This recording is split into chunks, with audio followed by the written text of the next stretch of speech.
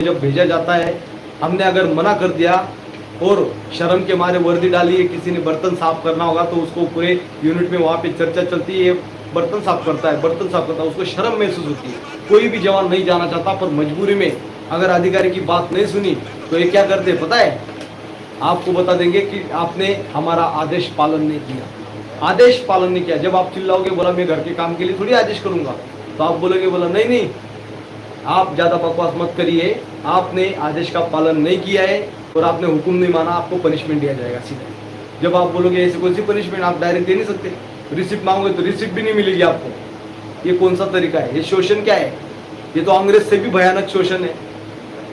तो आप बताओ, हम मिलिट्री का बुराई कर रहे हैं क्या मिलिट्री की अच्छाई बताने की कोशिश कर रहे हैं? जिससे और कोई जवान जाएगा तो उसके साथ भी यही घिनौना हरकत हो, तो आप चाहते हो ये? नहीं ना।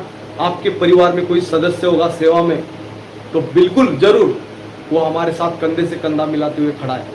पर हमारे देश की मीडिया, इतने दिन से मैं भीख मांग रहा हूँ, इन लोगों को लगा लिया, फिर भी देश के प्रधानमंत्री, देश की मीडिया खामोश लाचार चाटुकारी का कर रही है, जो दिखा नहीं रही है। प्रधानमंत्री से मदद मांग रहा है देश का सैनिक, जो पाकिस्तान में युद्धबंदी सैनिक के रूप में 3 महीना 21 दिन की दर्दनाक यातना सहता है, वही सैनिक आज प्रधानमंत्री और एक हाफिज सईद का यहाँ पे तस्वीर लगा के बैठा है, जो बोल रहा है कि मुझे न्याय दो।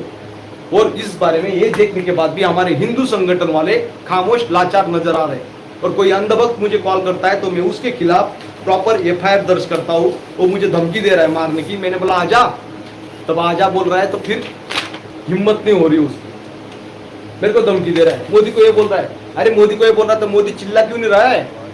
क्यों यहाँ पे मुझे नजरबंद बना रहा है, मेरे 2 साल के बच्चे को? एक जवान का रिप्लाई दे नहीं सकता मोदी, एक जवान का रिप्लाई दे नहीं सकते रक्षा मंत्री, हाँ? तो फिर क्यों बने नेता? छोड़ दो ना चमचागिरी, नेता क्यों बने हो भाई? आप बचपन से चाय बेचते बेचते राजनीति में आ गए, चाय बेचते बेचते हमें भी निकाल दिया। अभी मैं चाय भी पकड़ने की काबिल नहीं रहा मैं, समझे? ये कर दिया। रक्षा मंत्री, प्रधानमंत्री, गृह मंत्री ये कहाँ गए? पाकिस्तान क्यों गए थे? पाकिस्तान यार मैं उधर कोई घूमने नहीं गया था, मैं हमारे देश को यही काला सच बताने की कोशिश कर रहा हूँ कि पाकिस्तान में क्यों गया था। देश के रक्षा मंत्री को, देश के प्रधानमंत्री को, देश की गवर्नमेंट को सारा पूछ रहा हूँ कि मैं पाकिस्तान में क्यों गया था, मुझे आंसर दे सरकार। पाकिस्तान की सरकार बोल रही इसने 2 लोग मारे, मेरे पास प्रूफ है, वो वीडियो देख लो, गूगल में सर्च कर लो चंदू चौहान, सारा ड्रामा आ जाएगा। 29 सितंबर 2016 के दिन मुझे डॉक्यूमेंट में POW किया गया। POW मतलब prisoner of war. Prisoner of war का मतलब होता है युद्धबंदी सैनिक। जब मैं युद्धबंदी सैनिक था, मुझे पनिशमेंट क्यों दिया गया?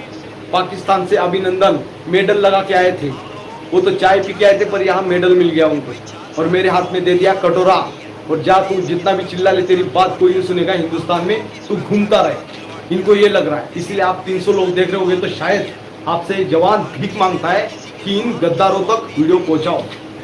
और इन गद्दारों तक वीडियो जाता है तो ये भी इसको बंद कर दीजिए, उसको बंद कर दीजिए, चिल्ला चिल्ला के करते हैं। पर मैं रुकने वाला नहीं हूँ। मैंने फेसबुक भी खोल के रखा है और तमाम चीजें मैं डाल ही रहा हूँ।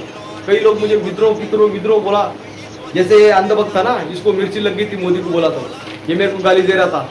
गाली देने के बाद मैंने देखा, मैं ये नेता को खुश कराने के चक्कर में गाली दे रहा था, फिर मैंने इसके खिलाफ FIR की, और ये महाराजा भी ब्लॉक करके चुप बैठ गया। अरे भाई, जब मंत्री नेता लोग बोल नहीं रहे तो तुम क्यों अपना ये कर रहे हो? उनको पता होने के बाद वो मुंह खोल नहीं रहे, देश की मीडिया नहीं खोल पा रही, तो तुम अपने ही देश का नागरिक मेरे खिलाफ, मेरे टारगेट पे क्यों आ रहे हो? आप मेरी टगार पे क्यों आ रहे हो?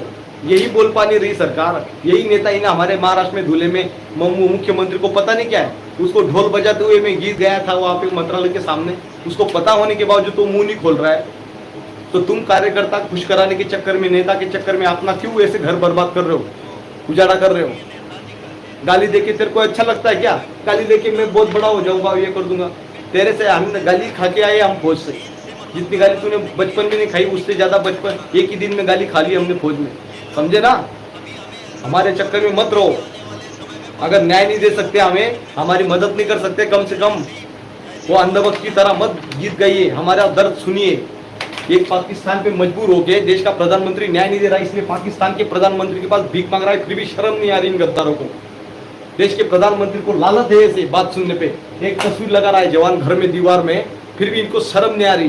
गए गुजरे हो गए, एक हाफिज सईद, उसको महाराज को मैं तस्वीर लगा रहा हूँ, इसके भीख मांग रहा हूँ, फिर भी हमारे देश के रक्षा मंत्री को फर्क नहीं पड़ रहा है। हमारे देश के कर्नल से लेकर जनरल तक इनको शर्म महसूस चली गई है।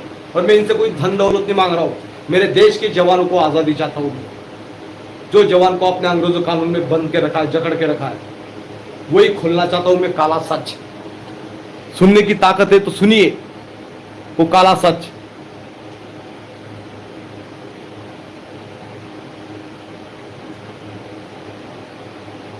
इसीलिए अभी मैं आपके सामने कुछ चीज बताना चाहता हूं। मुझे रिकॉर्ड ऑफिस ने आंसर दिया था, ये देखिए कब तारीख को दिया था, 4 अप्रैल 2025 को इन्होंने रिप्लाई दिया था। ये देखिए यहाँ पे 4 अप्रैल 2025 को रिप्लाई दिया था। और बाद में मैंने इन्होंने दे दिया request for reinstatement of service dash dash number सवार चंदू बाबूलाल चौहान। ठीक है, ऐसे करके इन्होंने ये दे दिया महाराजों ने कि आपकी 15 साल सर्विस होना चाहिए थी। तो मैं खुद तो निकला नहीं था, आपने मुझे निकाला था ना।